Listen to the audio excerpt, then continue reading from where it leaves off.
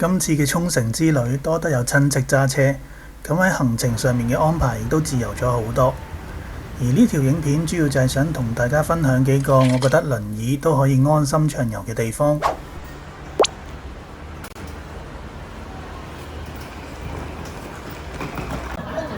首先嚟到國際通屋台村，呢一日係星期六晚，所以都比較多人，加上裡面嘅環境都比較窄，但係我都依然可以喺冇乜困難嘅情況之下就揾到個適合嘅座位喎。所以我覺得如果有坐輪椅嘅同伴都想嚟呢度感受下當地夜晚居酒屋嘅氣氛，係完全可以唔使擔心嘅。跟住就講下許田休息站。呢個休息站除咗有一般嘅餐廳同埋商鋪之外，仲可以買到一啲當地嘅農產品同埋特產嘅。而其中呢支牛奶我就覺得好值得推介啦。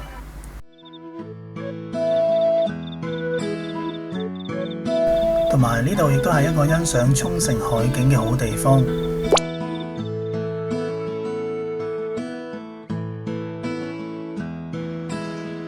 都順帶一提啦，今次我都驗證過好多呢種休息站嘅無障礙廁所㗎啦，設施嘅清潔度至少都可以有合格以上啊，所以喺呢一方面亦都可以放心。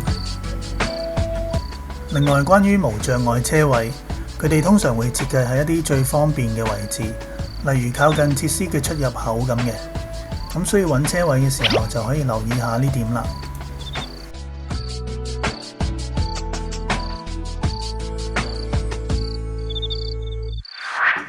之後我哋就去到呢個上年先開幕，但係都受到幾多批評嘅主題樂園Jungolia啦。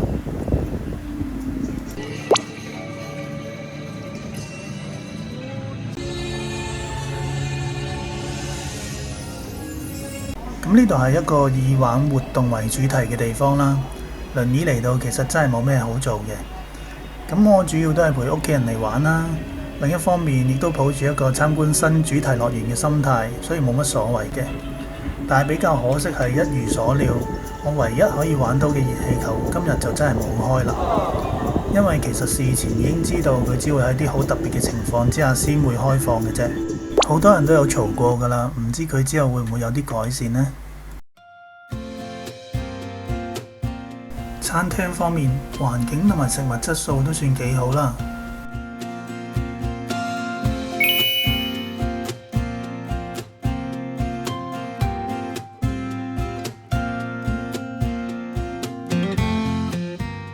同埋整體嘅無障礙配套都屬於好嘅，咁始終係新嘅建築啊嘛，喺呢方面一定會比較完善啦。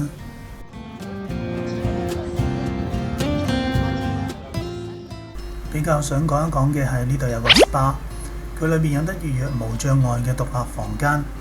咁首先我哋就喺度坐接駁巴士過去先啦。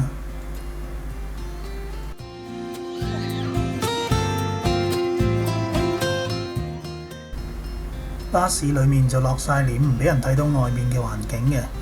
我估咁樣做其實係想遊客保持返身處叢林嘅感覺，定係外面仲有啲嘢未起完，唔想俾人見到呢？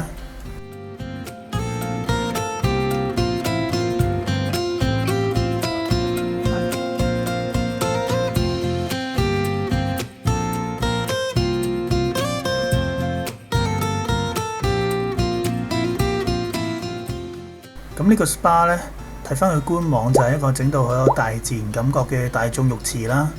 而所謂嘅無障礙房就唔會有嗰啲環境㗎啦。佢其實就係一個比較大啲嘅獨立浴室咁啦。但係其實我係滿足嘅，因為咁樣嘅配套一般都唔會有啦。都多得呢度有個咁嘅設施，我先可以放鬆咁樣喺度浸一浸啦。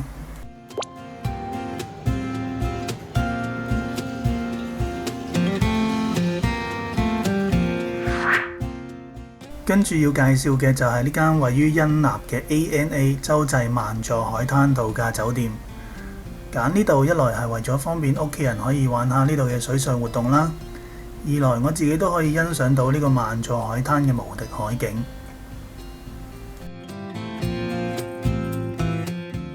咁淨係呢個景觀同埋地點對我嚟講已經值回票價㗎啦，而酒店佢本身亦都冇乜其他缺點。但係唯一要注意嘅就係佢嘅無障礙房就係得一間嘅啫，咁我 book 嗰陣時由於 full 咗啦，所以我淨係 book 到普通房嘅啫。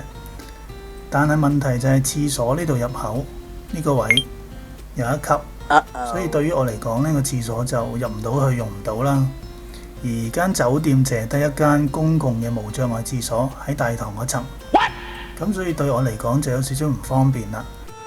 不過由於今次我哋淨係住一晚，所以就冇咩特別大問題啦。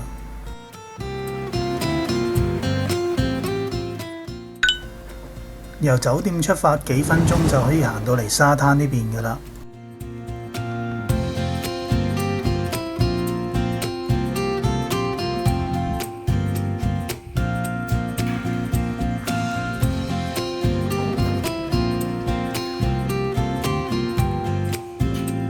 雖然我就玩唔到啲水上活動啦，但係呢度亦都有啲平坦嘅路可以喺海邊行下咁嘅。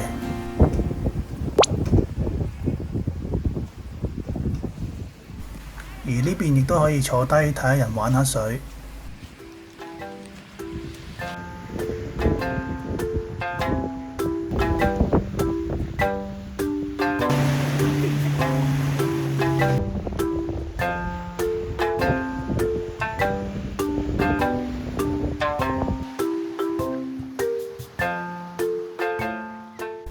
咁樣望返過去，間酒店呢個位置真係一流。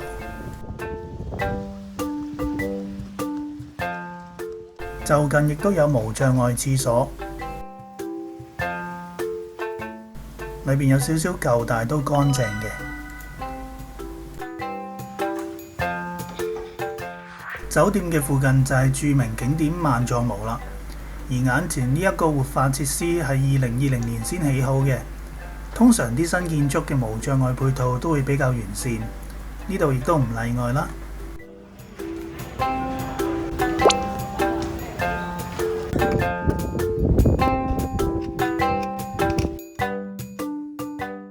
呢度除咗可以睇到標誌性嘅象鼻岩之外，仲可以望到萬座海灘，即係我哋酒店嗰邊。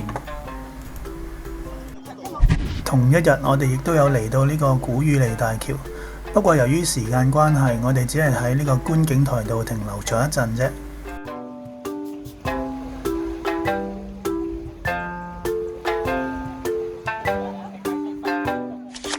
美麗海水族館作為沖繩最出名嘅景點之一，嚟到沖繩又點可以唔去一次呢？而水族館同埋公園呢一類型嘅地方，又一向都好適合作為輪椅行程，所以呢度呢，我就唔多介紹啦。咁我都算係去過幾個新啲嘅水族館啦，所以呢度嘅整體設計啊同埋豐富度呢，其實可以話冇乜驚喜嘅。但我相信其他嘢都唔重要啦。大部分人嚟呢度嘅主要原因都係為咗可以近距離咁樣欣賞條鯨鯊，或者同佢打下卡咁樣嘅。的而且確，呢個作為全亞洲最大同埋最有標誌性嘅大水族缸，我覺得淨係呢一樣嘢已經值得嚟睇一次㗎啦。所以將呢度放入行程呢，就點都唔會有錯嘅。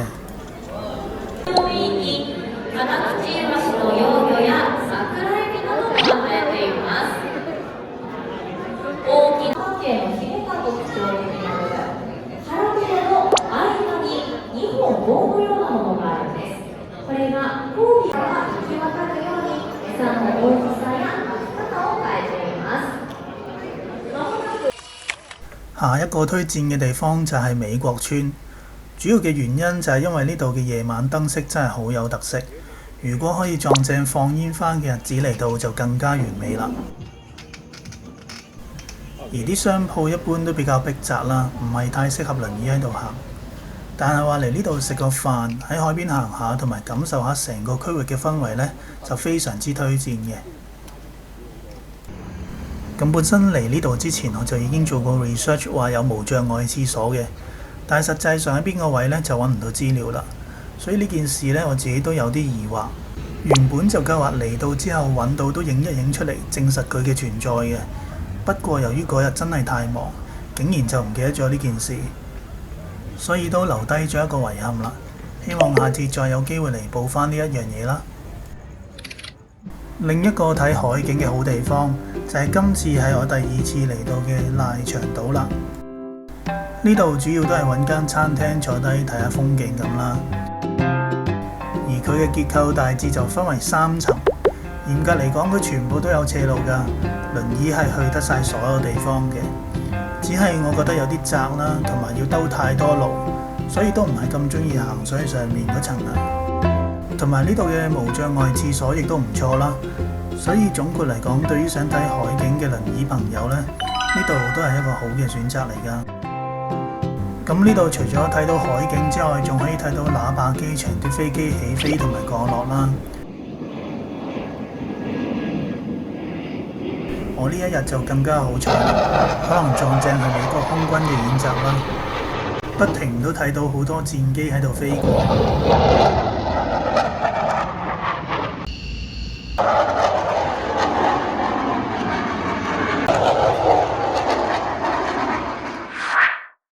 跟住就嚟比較下兩個輪椅都好啱去嘅魚市場啦。咁首先呢個就係覓滿魚市場，佢嘅環境同埋設計上都幾好嘅，好方便遊客。首先呢，外邊呢度就係啲食嘢嘅枱啦，而裡面就係買嘢食嘅地方啦。咁啲海鮮啊同埋刺身啊擺晒出嚟個樣都好吸引嘅，而且全部都係即買即食，好方便。不過可能樣靚同埋方便已經係對我嚟講唯一嘅優點啦。因為如果講返食物質素同埋價錢嘅話，可能好多日式嘅餐廳都會係更加好嘅選擇。咁相比之下，我都係偏好木質市場多啲啦。喺呢度可以揾到一啲沖繩先有嘅特色海產，例如夜光貝啊同埋沖繩龍蝦等等。咁佢哋好多都識中文嘅，有啲甚至識少少廣東話添。所以溝通方面咧都好方便嘅啫。每一檔如果你幫襯佢嘅話，佢都會帶你去2樓嗰度揾餐廳做待客料理嘅。咁你都可以喺嗰啲餐廳度額外再點佢哋啲小菜啦。雖然整體價錢都唔係平，但係咧就可以真正咁樣品嚐到沖繩新鮮海鮮嘅味道啦。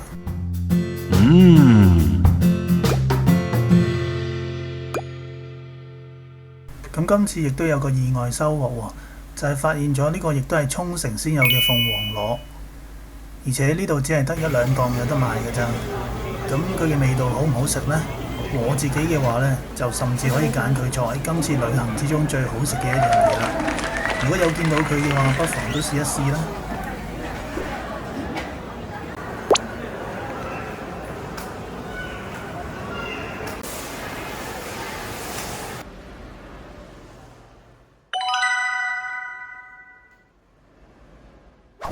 咁呢度仲有間賣牛乳餅嘅，即係類似啲蕨餅咁嘅嘢啦。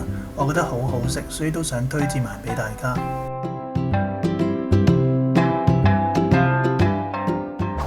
最後再介紹埋呢間食石垣牛同埋亞古豬嘅餐廳，我食過就覺得唔錯嘅，而且價錢亦都相對經濟。咁佢嘅地點呢，就係呢個商場嘅2樓啦。因為比較少遊客行過嚟呢邊，所以就冇咁擠迫，輪椅出入亦都唔使咁多顧慮啦。咁今次嘅分享大概就嚟到呢度啦，主要就係想表達翻呢個地方喺好多無障礙方面都做得幾完善啦。喺呢度行下街、飲飲食食，對於我或者對於坐輪椅嘅朋友嚟講呢，都係冇難度嘅。加上好多地方嘅風景都好靚啦，所以絕對係一個旅行散心嘅好選擇。咁當然有好多地方我都影得唔係咁好，甚至都冇拍到出嚟啦。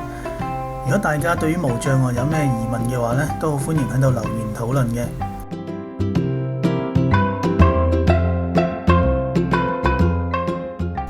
最後就貼翻今次嘅行程大綱喺度，有需要都可以參考一下嘅。咁有緣嘅話就下條影片再見啦。Goodbye。